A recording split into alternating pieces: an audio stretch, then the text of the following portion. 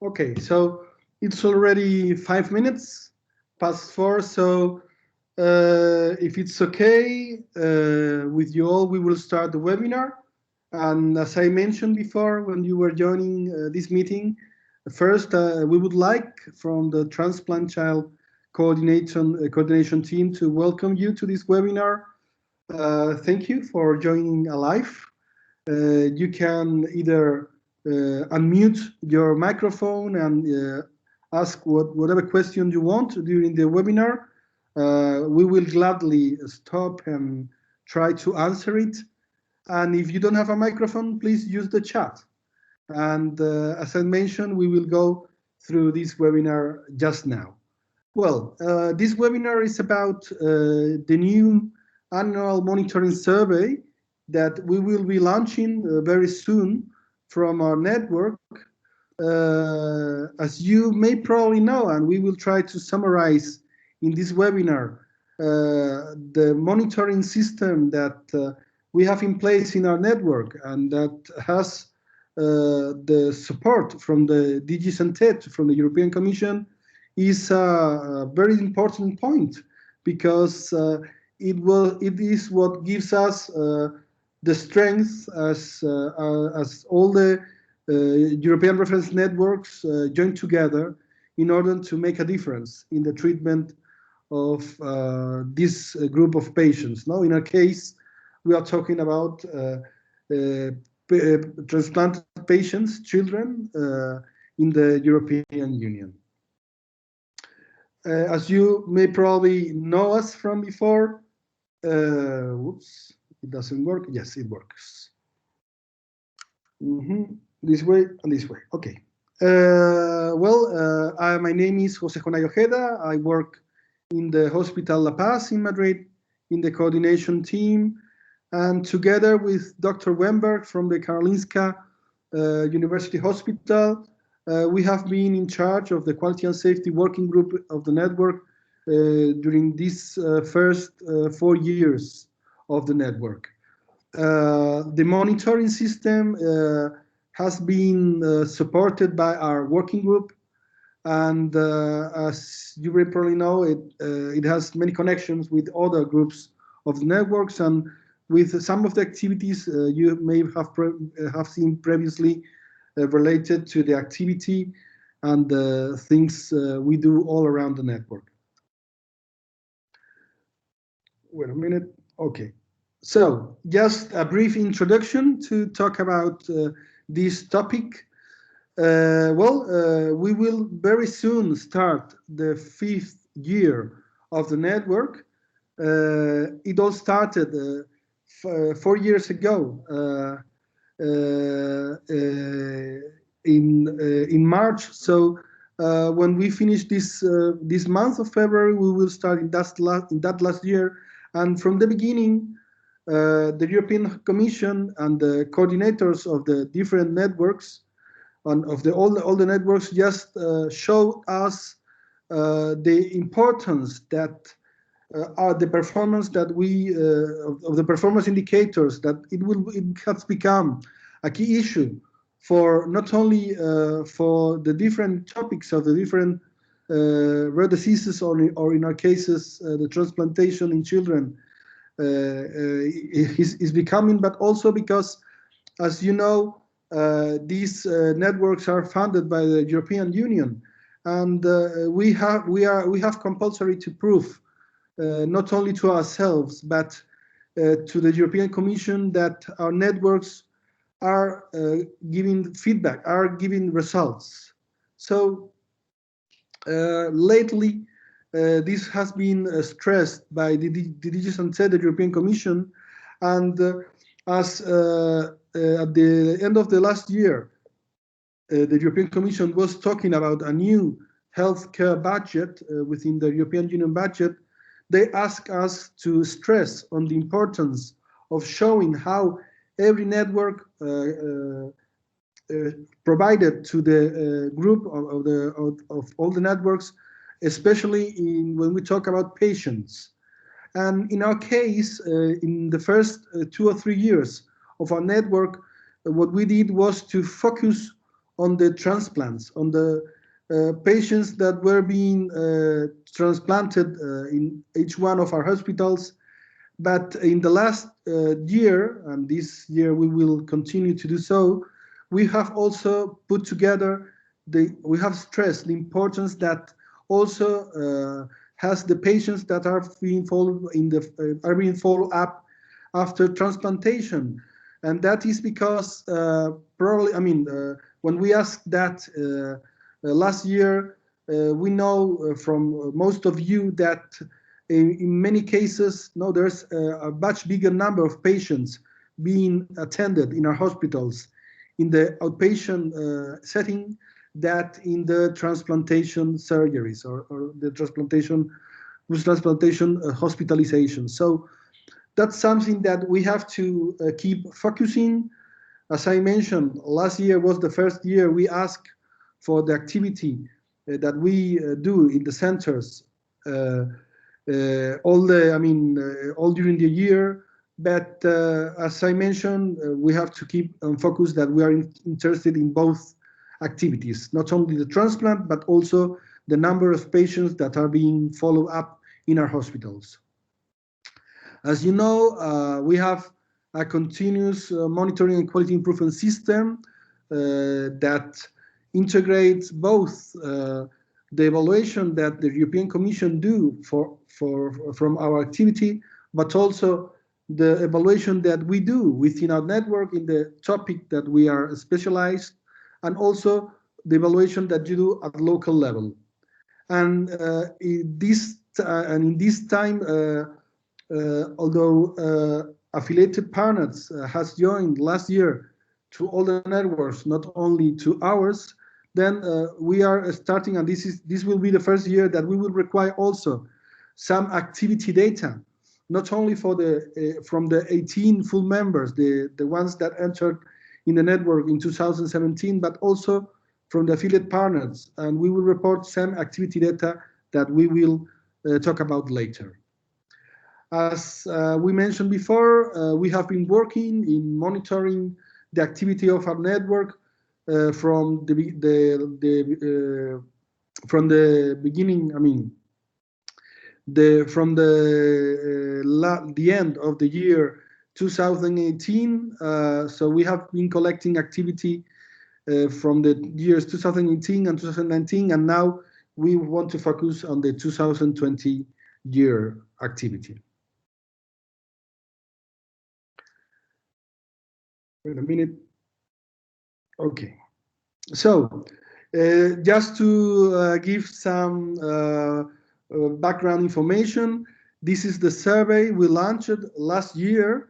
The survey was only aimed to the full members represented in the network. The survey was launched on the 13th of February, and we established a deadline for including the transplantation activity in the European Commission platform that it was in the 3rd of April of 2020. When we finished that exercise, we collected a total of 649 transplantations performed in 2019, a very similar number of the transplantations we collected from your feedback, or for the feedback of all the full members in 2019. And as we did in the first survey, we validate the data. We couldn't do it on a presential board of the network because due to the pandemic, that was not possible. But we did it through an email that we sent all the representatives of the different hospitals in October of the last year. And at the same time, we also asked for the first semester 2020 activity. That was because, as I mentioned before, last year at the end of the year, the European Commission asked us to have this information because they were discussing the budgetary matters that we talked about before. The idea is that in this process, we will be getting more activity information, not only, as I mentioned, in the patients transplanted, but also in the patients that are being followed in our outpatient settings. And as you can see, when in the near future, we expect that to happen this year in the final months of the year, when the new full members will be joining, as you can see in the slide, we will practically double the activity that we do in total when we sum up the patients transplanted in all the hospitals. And as you can see also, we expect to have more activity also in the different transplantation programs, not only of kidney, liver, hematopoietic stem cell, heart, intestinal, and also lung. So as you can see, we have a very interesting future ahead. And with this survey, we will focus, as I mentioned before, in the current full members and the affiliated partners, but we hope soon to also, when it will become official, to have also the activity reported by the new full members. And what about this new survey for the overall activity in 2020? Well, as I mentioned, this will be the third annual survey. In this case, as I mentioned before, we want not only the 18 full members to participate, but also the affiliated partners. And we have detected that some of those affiliated partners have available transplantation programs. So in that case, we will ask you, when you identify in the survey, you will need to stick whether you are a full member or affiliated partner. And in case you are an affiliated partner, you will have to tell us whether you own transplant activity or whether you don't. So in the case, because we have some affiliated partners that do transplantation surgery. So in that case, we will ask the full members and these affiliated partners to fill up all the activity information. You may remember from last year, we asked about pre-transplantation activity, numbers of patients that are being evaluated if they are able to be transplanted. Also, the number of patients that are being cared while they wait in the waiting list. We also will ask again about the transplantation activity of the different transplantation programs. We will again ask about the follow-up outpatient activity, and we will ask 1 year more about which survival outcomes you have, not only about the patient survival, but also the graft survival.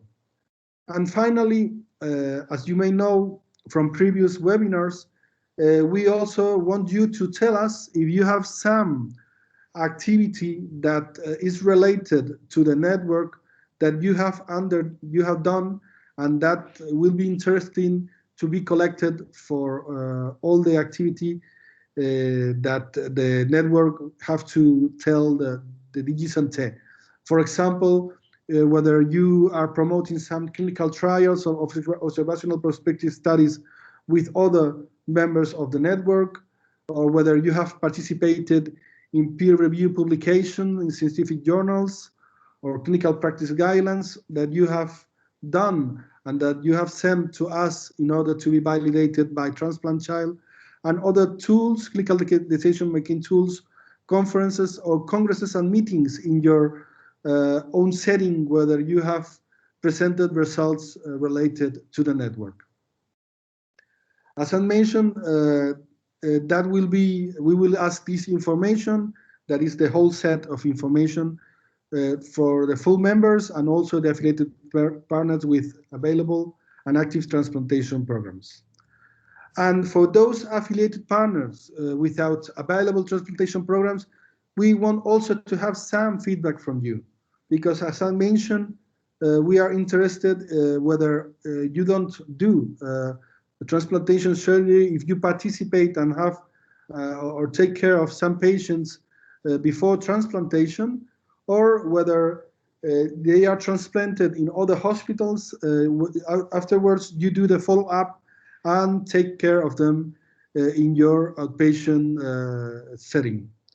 And as I mentioned, you may also have done, although it's probably improbable because you have joined very recently to the network, perhaps you can also give us some information or some presentations that you have done about the network in your own country, that we can put them together with activities done by TransplantChild. In both cases, when we ask you about these additional activities that have to be related, there has been to be acknowledgement specifically of a TransplantChild, we'll ask you to give us details so we can, as I mentioned before, take note of them and give them, sum up them with the activity that we have already collected in the coordination team.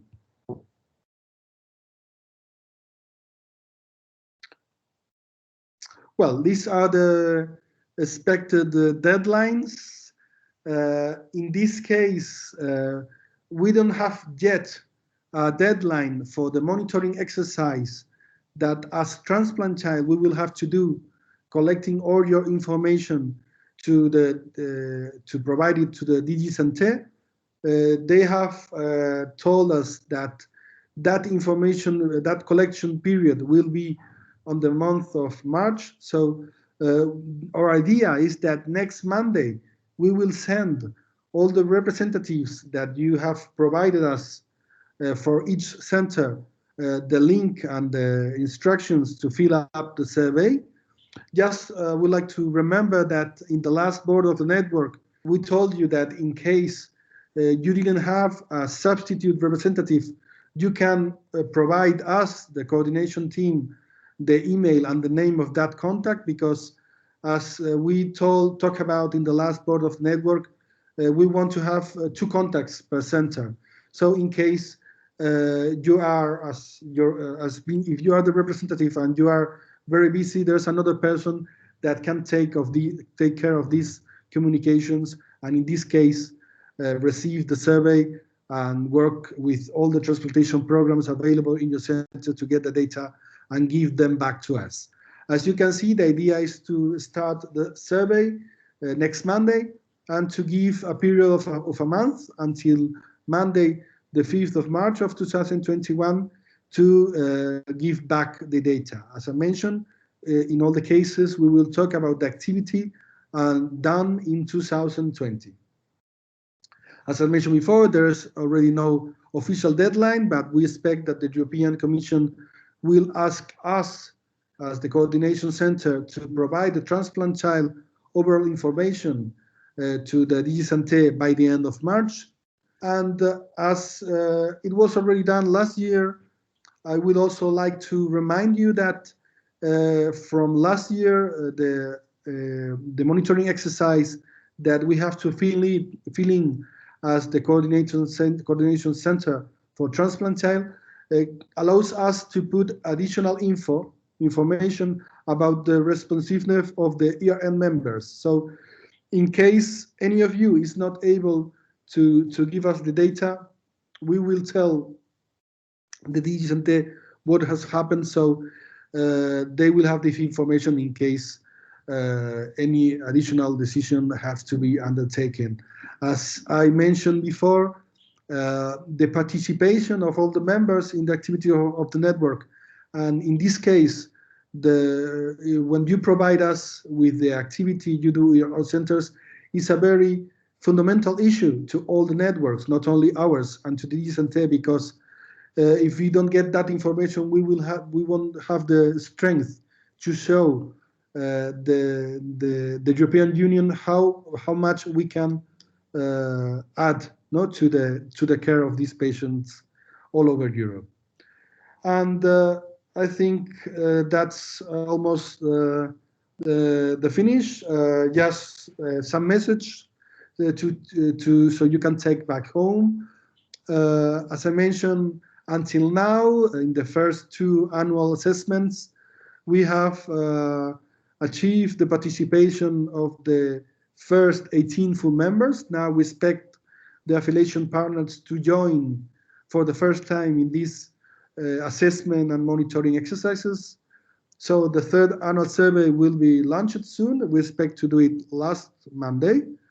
And as I mentioned also through the webinar, our aim is to focus not only in transplant, but also in the follow-up care that we do in our hospitals.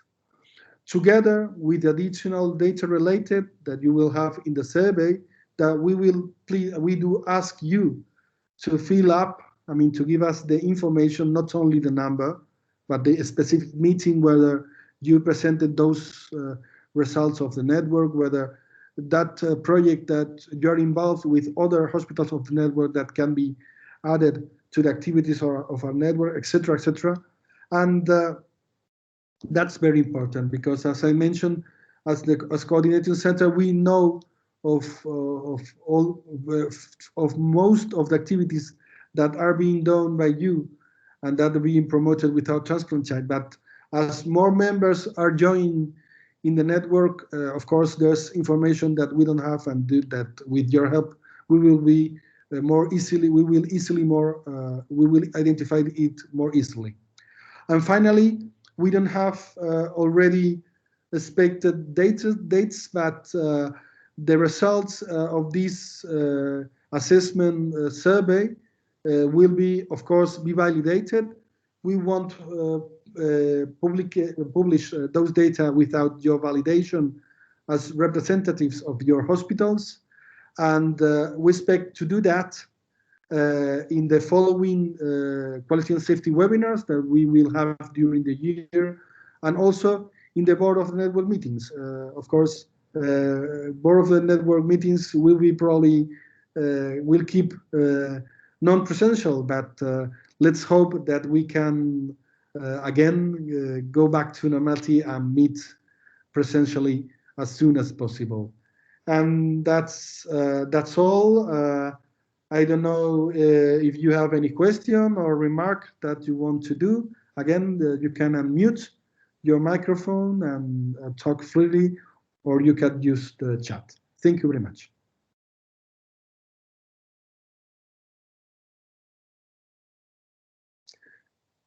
Okay, I see a message coming by. Oh, thank you, thank you, Dr. Lopez. Thanks to you. I don't know if you want to add something else. As I mentioned before, this webinar will be, has been recorded, so it will be available for all the members of the network and will be available on our webpage. And of course, you have. Oh, thank you very much, Dr. Weinmai. Thank you very much. And as I mentioned, if according to plan, we expect to launch the survey next Monday. You will have there, of course, our contacts, and any question you may have about the survey or any of the items that we are asking you, do not hesitate to contact us. Okay. Thank you very much to all of you, and good afternoon, and see you next time. Thank you.